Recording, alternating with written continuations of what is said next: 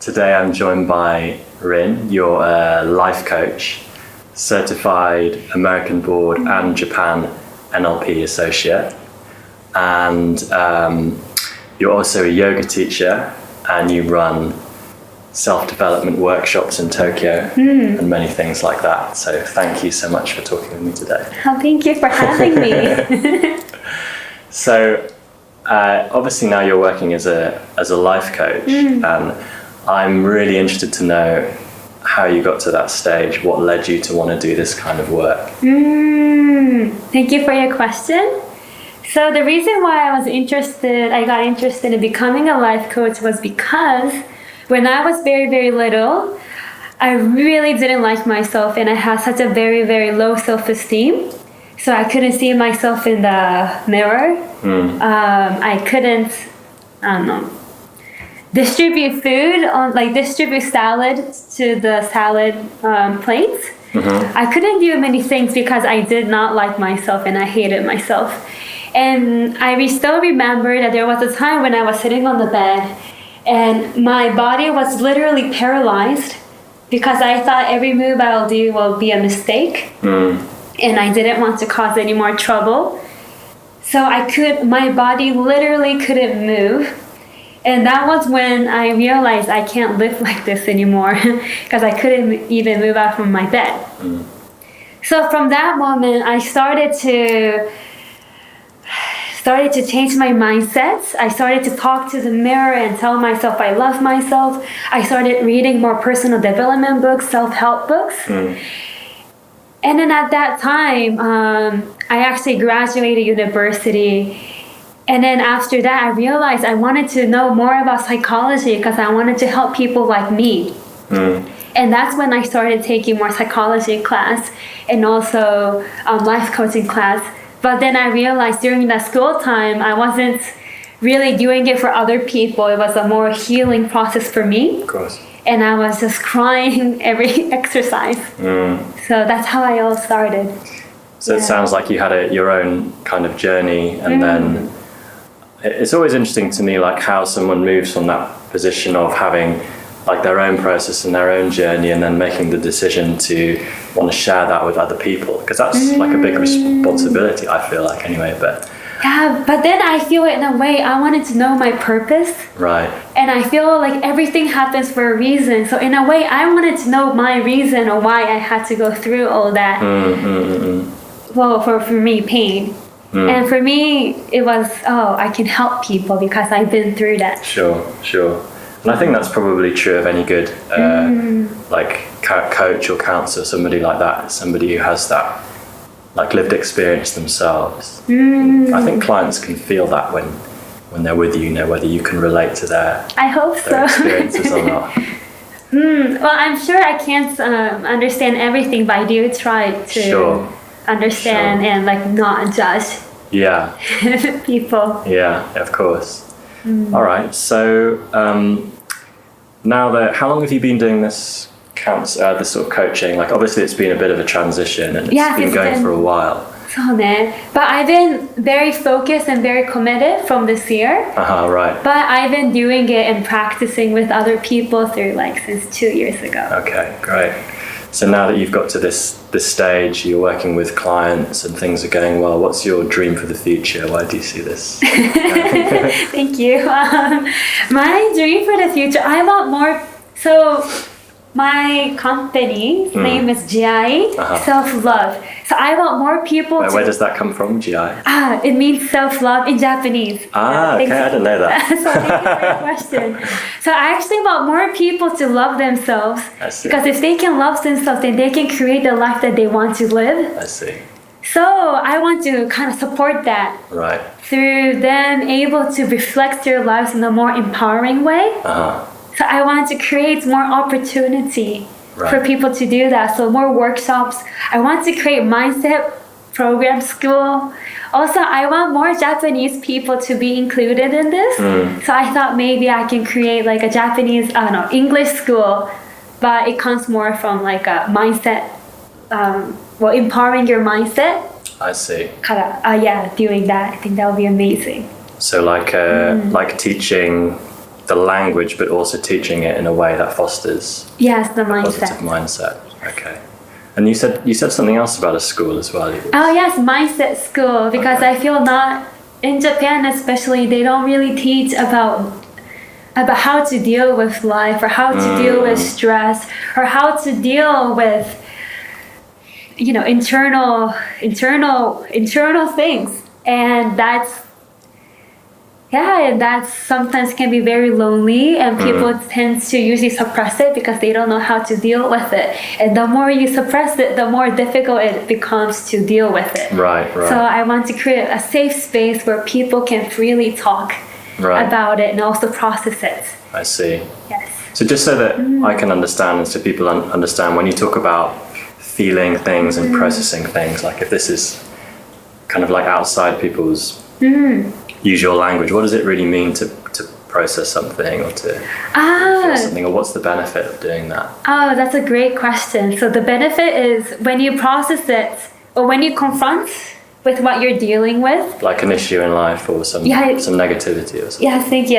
Negativity in life, some issues in life, and when you write it down in a very constructive way, then you can think more clearly, and you don't have to go to a downward spiral. Because usually when people deal with something, it's their self-talk is very, very negative. Like, I can't do this. Why did they do this to me?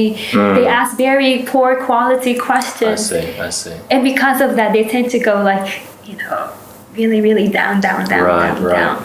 So I want to kind of pull them up and redirect their focus in something empowering, so they can change their life direction. Sure, because it's not necessarily just about being always positive, right? But it's about, like you say, asking better questions and then moving into a direction of empowerment where people do have the kind of resources, like internally, by confronting things that they're dealing with, to be able to kind of make changes in their life. Yes, it's really about confronting.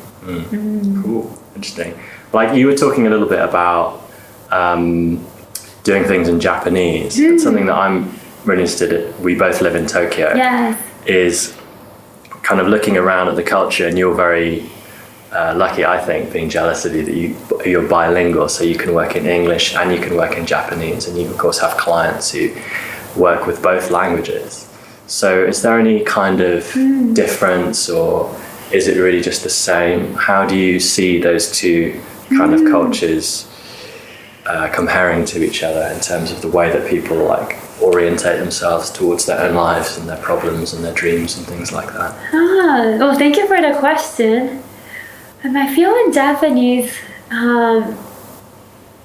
or non-Japanese people who live in Japan for a long time, so they speak fluent Japanese, those people, they tend to conform with society. They try to become who they are not, and that's why they're sad, or that's why something is not fitting, or that's why they can't find the people they want to be with in romantic relationships. So those people must come to me because they are not themselves. So I think that's interesting. And how about Japanese people who've grown up in Japan? They obviously have a different kind of background, I guess. True. Maybe not, I don't know. For them, usually they come because they feel more lost. I see. They don't know what to do. They don't know whether they're going the right way. But then again, it's also non-Japanese people. They also kind of ask the same question. Yeah, just for me, like viewing it from the outside, I find, even though I am part Japanese, not being brought up here, I find that, certain sides of the culture like a little bit difficult to penetrate or to really feel like I belong to and I'm part of. So I'm always interested to hear like I always feel like English speaking countries, we're like quite easily discuss like intimate things about our lives, certainly more than I see it happening in Japanese. So I'm just wondering if there's like a different kind of process. Yes. You can really see that during workshops.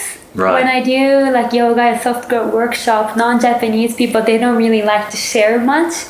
Oh really? Non-Japanese people don't like to share so much? Japanese people don't like to share much. Japanese people, some Japanese people, they have difficulty in deep diving.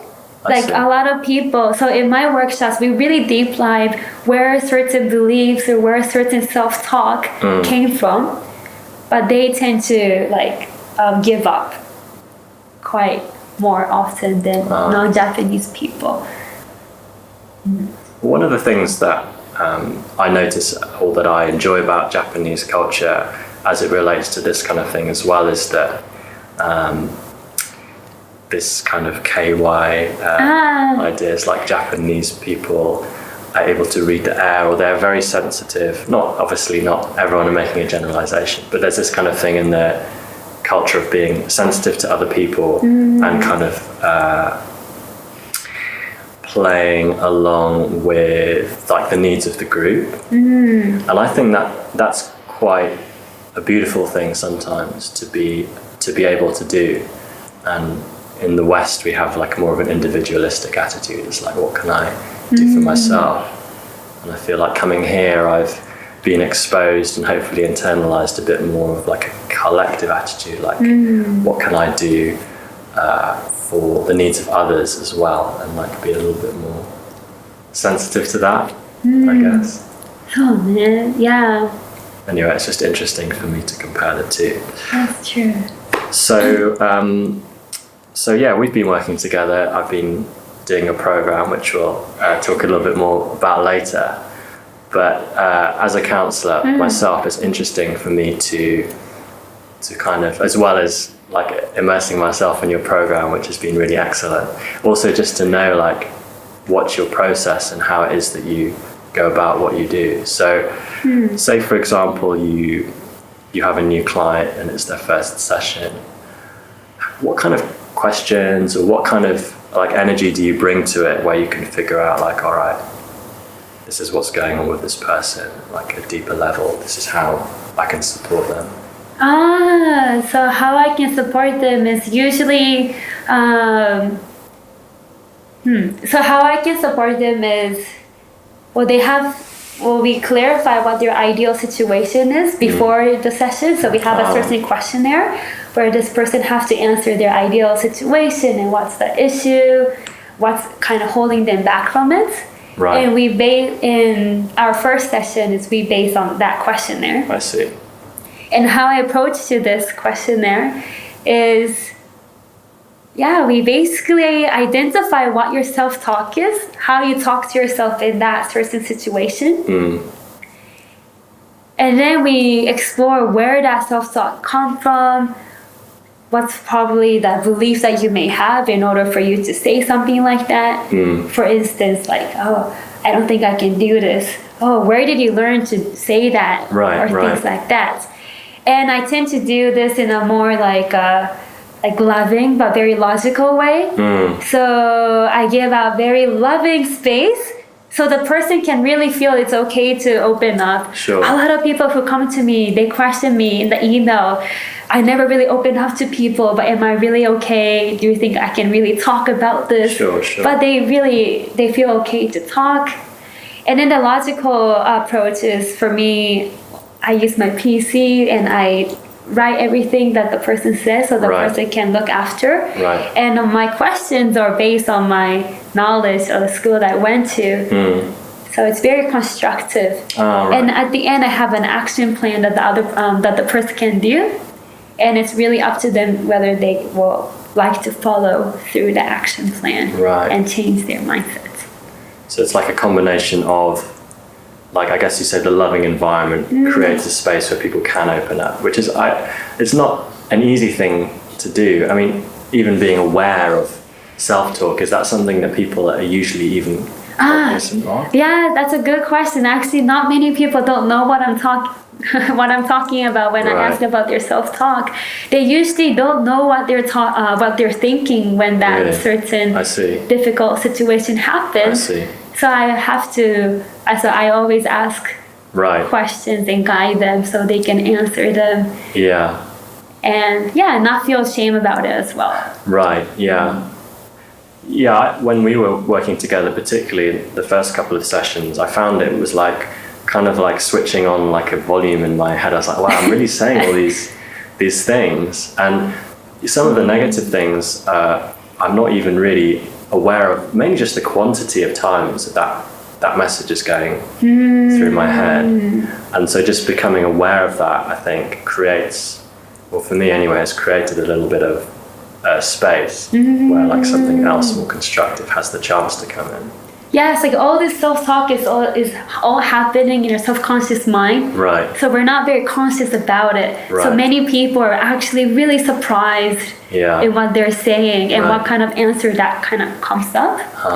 So it's very important to change, especially the subconscious, disempowering talk.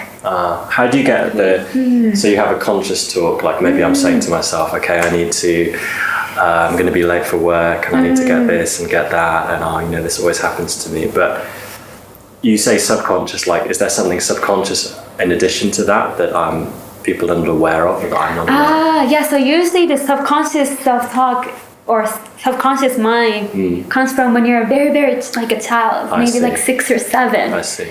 So if you're hurt in that time especially, it really affects how you interact with people and how you talk to yourself as well. Okay. So we go deep in that. Right. And moreover, like 95% of all our action is happening inside our subconscious mind. So it's all automatic. Right.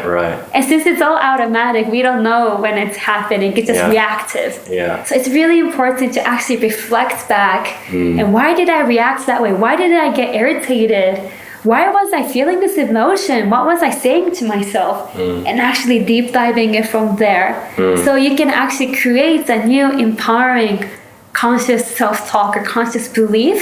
And if you say it every day consciously, then slowly you're starting to change your neural pathway into very empowering neural pathway. So it will become more part of you. So you'll be slowly changing your mindset. And that's what my session is all about, like empowering your mindset so you can empower your life. It's very cool. I must admit I was a little skeptical at the beginning when we started working together, and I'm sure that like a lot of people bring this attitude. It's like, well, like, what's this really about? And surely it's not just as simple as like thinking positive, this kinds of things. Like, do you find that people have like resistance or challenges or like common kind of issues or complaints? Yes, especially I feel with men. Oh, really? They have some resistance in these things. They don't believe. I feel like some people, they don't believe in it. But then when they try for few weeks, they start to know like the results. So that's really good. But it's really interesting. But also with affirmations, not many people believe in affirmations, like saying positive things. But just saying positive things doesn't really work. I see. You have to really feel it. I see. And you have to always repetitively say it. Also, if you have any blockage from your past, it's also important to analyze that. I see. And also, like, resolve that issue. And then create an affirmation that works for you.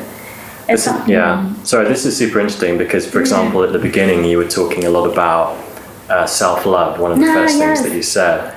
And immediately I was thinking, well, to move from, say, like a place of having like chronically low self-esteem to a place of being completely self-loving, it's like a big difference.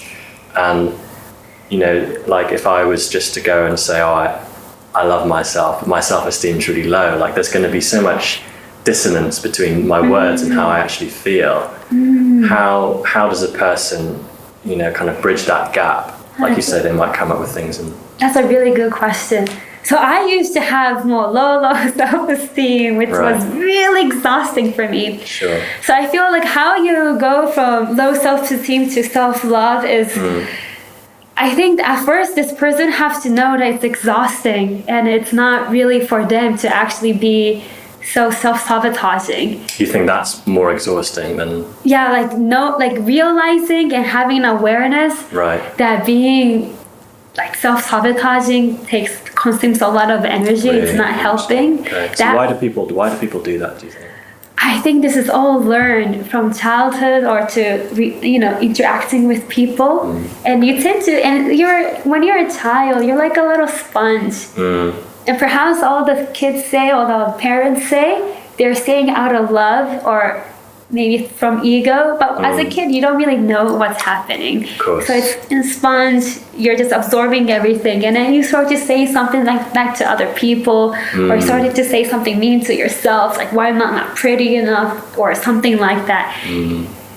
And then since you're always saying it, it just becomes your life. Well, it's a survival thing as well. Like as children, we rely on the care of our parents in order to physically live, so we're obviously going to internalize those things as being true. And moreover, like regarding that, like the neural pathway, if we keep on saying to yourself something negative, then that neural pathway will get thicker.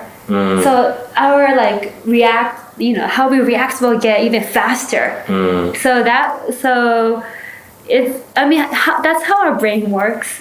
Sure. So in order for us to come to a very self-sabotaging state to self-love, you have to be aware of your own self-talk, so you want to change it. And you have to clarify what kind of self-talk you want. I see. So you can create your own self-loving world. I see. And then you have to repetitively saying that with a lot of emotion. Okay. That's how you can slowly start to become this to here. Right. So it does take a lot of work then, or at least it takes a kind of persistence and repetitiveness. So I really love the quote, like consistent action creates consistent results. Right.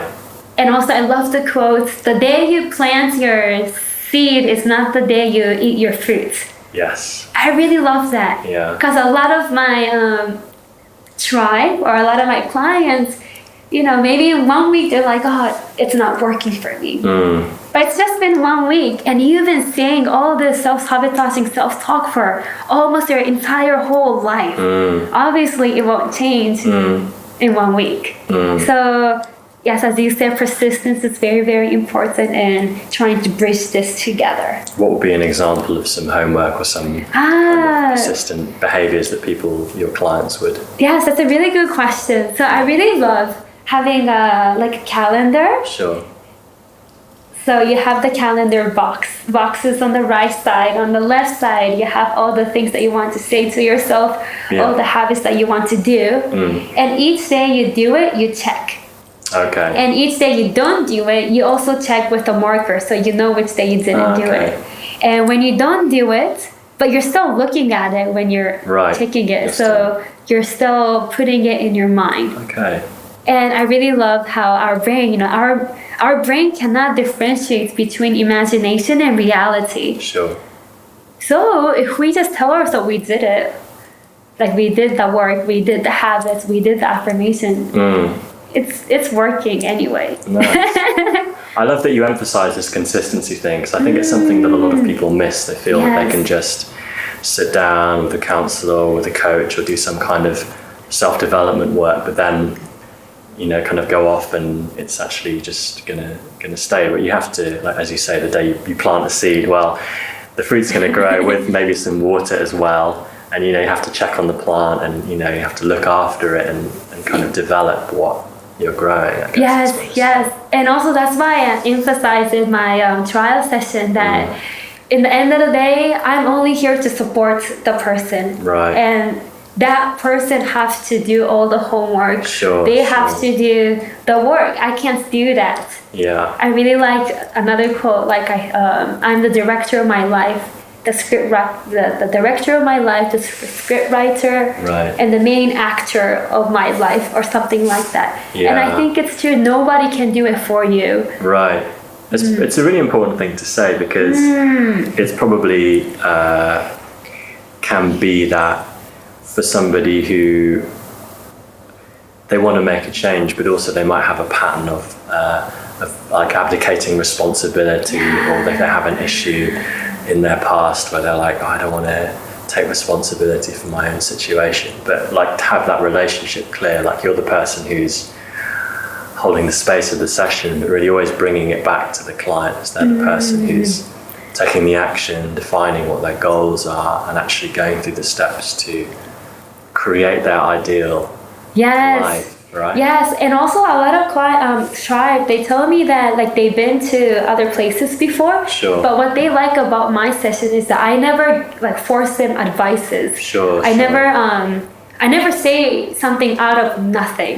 Right. Like apparently they had like some people who just told them things that they didn't really, where did that come from kind of Right, thing. yeah. So I try to always listen to them, and so they can actually really want to take ownership. Because, if the thing I suggest or if the thing I guide, it's not really coming from them, it's really hard for them to take ownership, to change and empower their mindsets.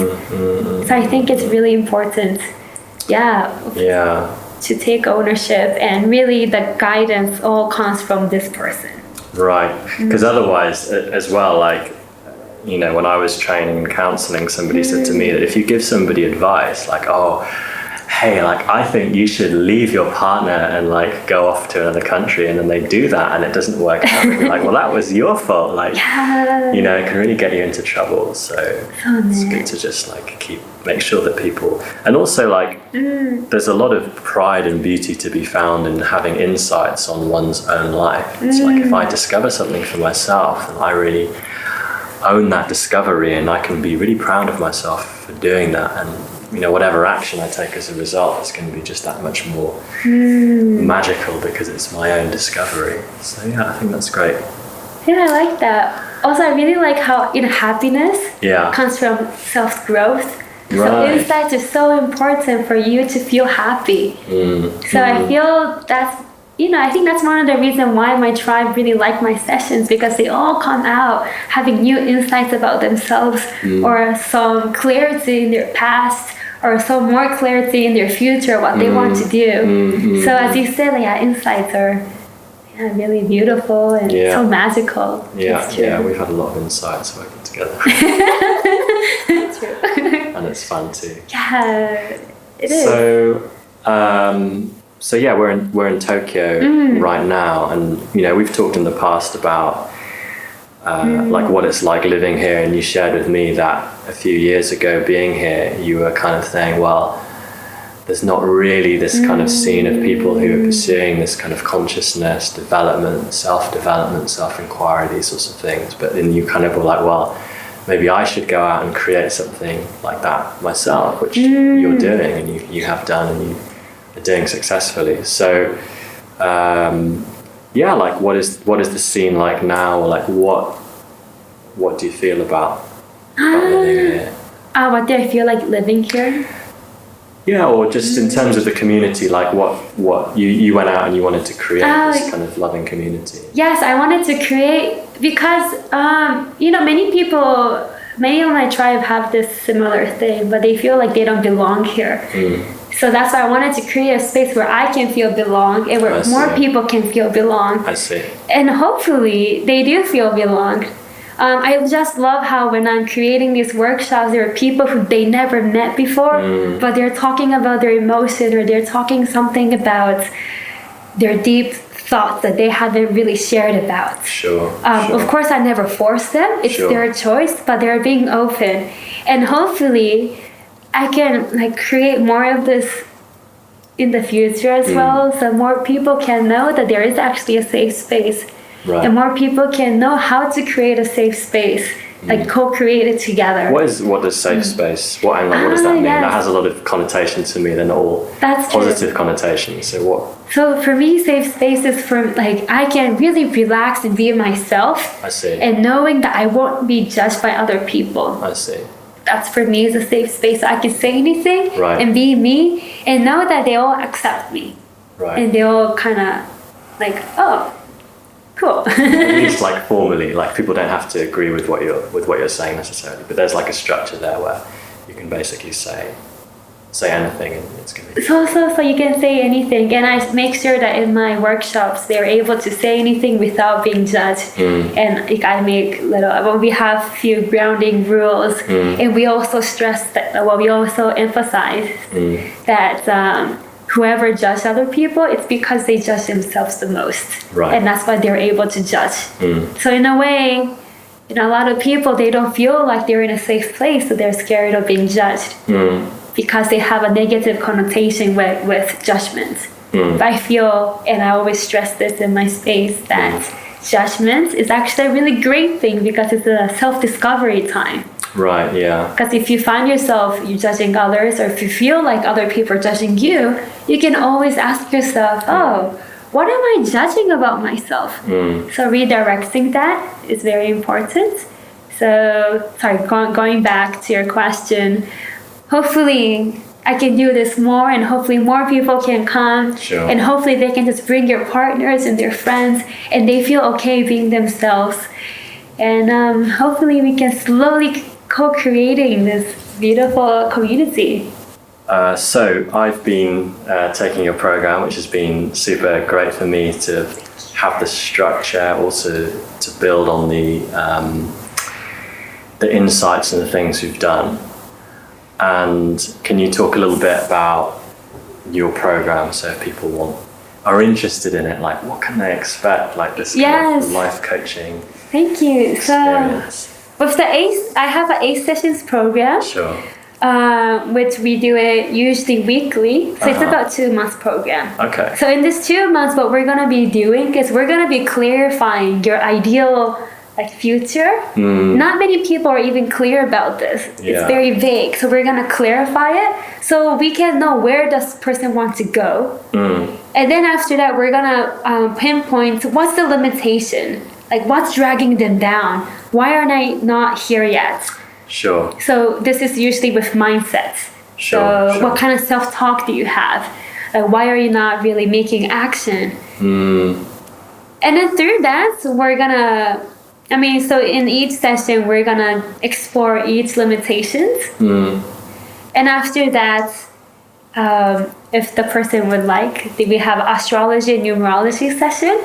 Because with numerology and astrology session, it's in statistics that your birth dates and your birth dates and birth year and what time you're born, it tells really a lot about you and a lot about your personality and about a lot about what kind of things you have to experience in this life. And I know this sounds very, I'm pretty sure a lot of people are skeptical. Well, it's not scientific. So it may sound like it's not scientific, but with all my tribes I have done so far, it's really points on. Oh, okay. So I'm not forcing this, I'm not forcing my tribes to take it. I just want them to kind of go take it and just sink in. It's like an option, like an additional. So it's additional options. And it's not, I don't force this person to follow through everything. It's just, if something resonates with the topic, then we talk about it, we do a session. Right, kind of thing. Got it. And by doing this 2 weeks program, usually people really start to change, because what we're doing here is that we're changing and empowering their mindsets. And so their self-talk, negative self-talk will slowly be disappearing. So that's why they're able to seize more opportunity, or they're able to take more action better. Sure. So basically that's what I do, and I feel this is very transformational because I'm just really proud of my tribe. But this one person, she really didn't love herself. She felt, since she only graduated middle school, but basically since she was a hikikomori, basically she only graduated elementary school because she didn't really go to school, middle school. So she had a lot of complex with education. She thought she wasn't enough. So all the jobs that she was doing was all cleaning or receptionist or things like that. But after this 2 months program, she when we first began, she wasn't really even looking for changing her job. But she changed her job, and she actually had a job at foreign ministry. Wow. That's how much her mindset changed. She was able to believe in herself, and she was able to think that she can actually really do it. And she dealt with stress in a more different way.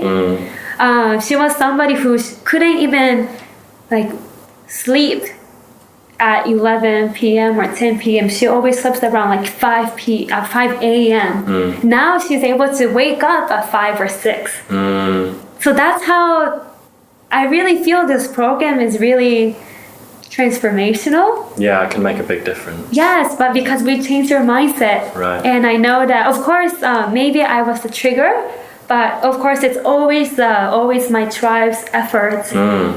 Persist, as we say about persistency, consistency. Yeah. It's really about that as well. So the keys are, having a loving space, having somebody who can. I mean, is this something that you think? Say, for example, people don't live in Tokyo or they can't afford to come and do your program. Like, what are some things that people can do to kind of shift gears in their lives or to move themselves in a more healthy direction? Maybe I've identified that things aren't going as well as they could. Like, what can people do? So for me, I also have like online sessions as well if they don't live in Tokyo. Also, if they have some like financial issues or something, then they can always come to me and just always we can always talk about the price and things as well. But if what they could do individually, you mean? Yeah, just like what are like tools or things that people can do by themselves, even if they're very busy? Like, is there like some kind of little 10-minute meditations or things like that? Great question. So if I were them, I would actually have maybe 2 notebooks. Sure. One notebook is just for their present time, where they just write about their emotion. And I do this too. Whenever, before, if I'm irritated, I just get irritated and I get really emotional and I say stuff that I don't really mean. Right. So I realized I should just write it down and I should just clarify my emotion. What am I feeling? Where did it all come from? So there's my notebook for that, how I'm feeling. So this is like a current, diary, yes. This person did this and I'm super pissed off about it. And this has actually been researched to help with processing challenges by writing things down. It's actually been shown to work. So this is one thing. One thing. Okay. And then the future thing, I call it like a seeding journal. A seeding journal. Yeah, it's like where you just put your seeds on, and then you write down your basically you write down your future, your desirable future. So you write down the emotion that you want to feel, and also giving gratitude to your future as if it already happened. Okay. And this will help you to redirect your focus, because usually when people are sad, they're just thinking about the past that didn't work. Yeah, or they're thinking about what they don't want to have. Yeah. So it's really important for them to redirect their focus by writing this. I see. And writing how they want to feel, because the emotion is really important. Right. Because as we talked earlier about neural pathways. Yes. Neuroplasticity. In order to strengthen that neural pathway, emotion, having emotional intensity is very important. Sure. So when you're writing it, you just really feel it. Right. And if I were them, I would do that. And sorry, Karen. Also, in addition to that, I would maybe even write down my achievement list, or my self-confident list. So I can if I'm feeling shitty and if I'm feeling bad, I can always look at this list on the wall and be like, yeah, I am great. I am amazing. I did all this. So I can redirect my focus and believe in myself again. Also, I'll be writing maybe perhaps my disempowering habits or my disempowering, triggers. Sure. For me, it's watching I forgot. Watching Netflix about how can I forget? The American. No, not that. Not something girls. But I haven't been watching it recently, so this is a good sign that I forgot. You can't remember anymore. But I've been always watching that. It's not OC, but it's with Blair and Selena. Okay, some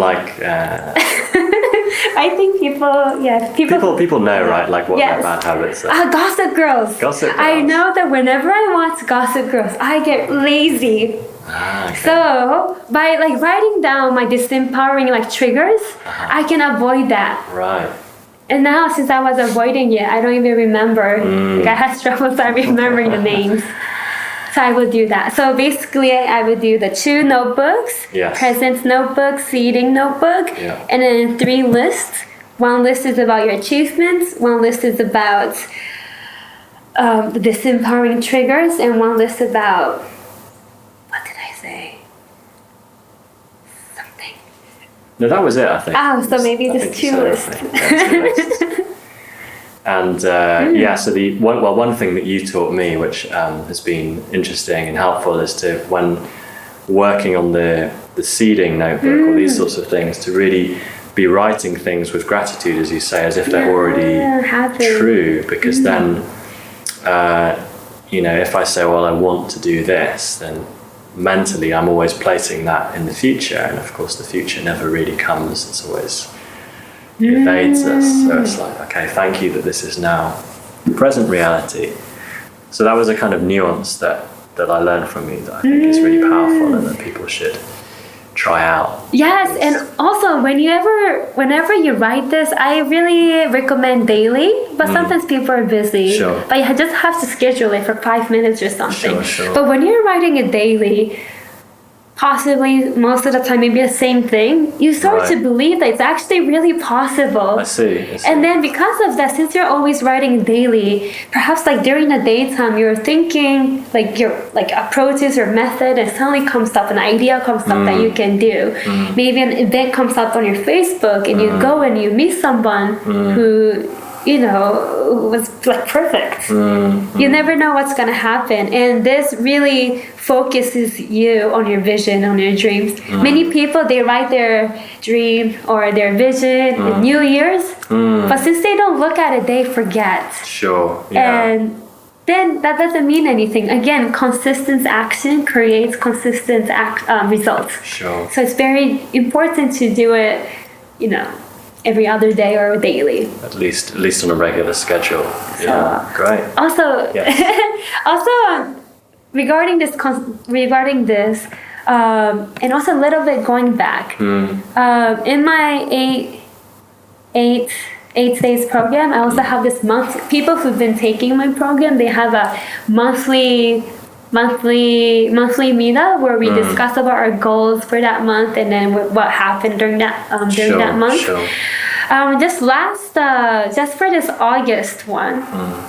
So reflecting August and writing the goals for September one. This guy told me that he actually wrote it.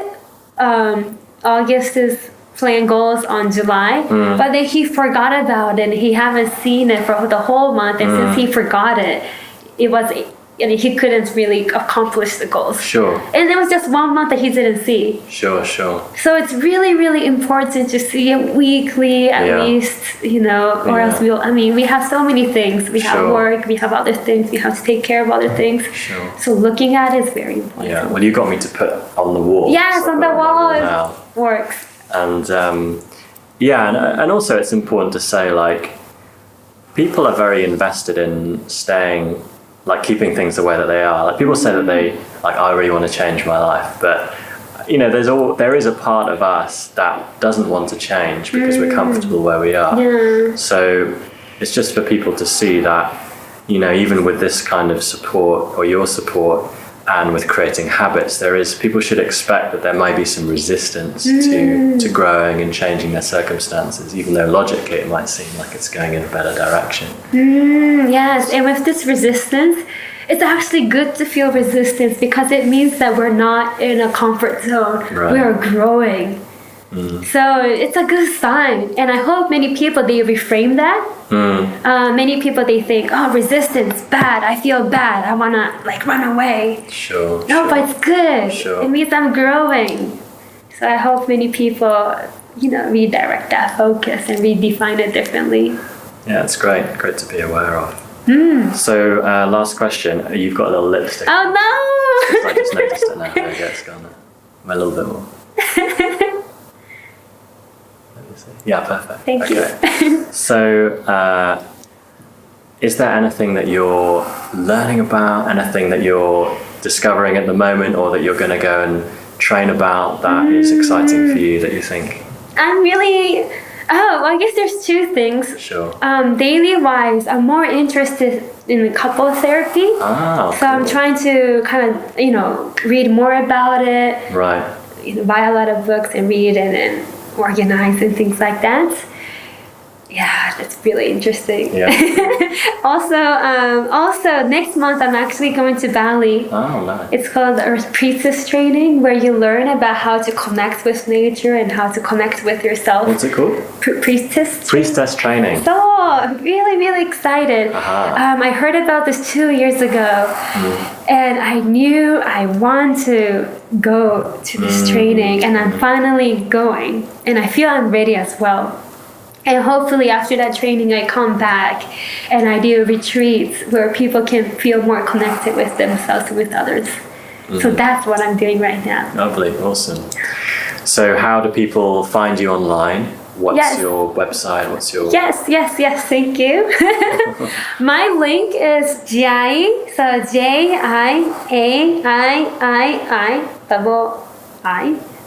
triple I's, .me. So Great. jiai.me. Okay. That's how they can find my website. Uh-huh. Or if it's Instagram, it's Jiai with a dash life coach. Okay. I'll put all the links in the Yes, thank you. description so people can find you. And you also do a free introductory session for people. Yes, as I well. do free trial sessions, which is 90 minutes. Yeah, I hope people come and we can have a fun, insightful, meaningful time together. Awesome. Well, thank you for talking with me. It was super interesting. Yeah, thank And you. for sharing your tips and your wisdom for people. Oh, thank you. All right. Thanks a lot. Thank you.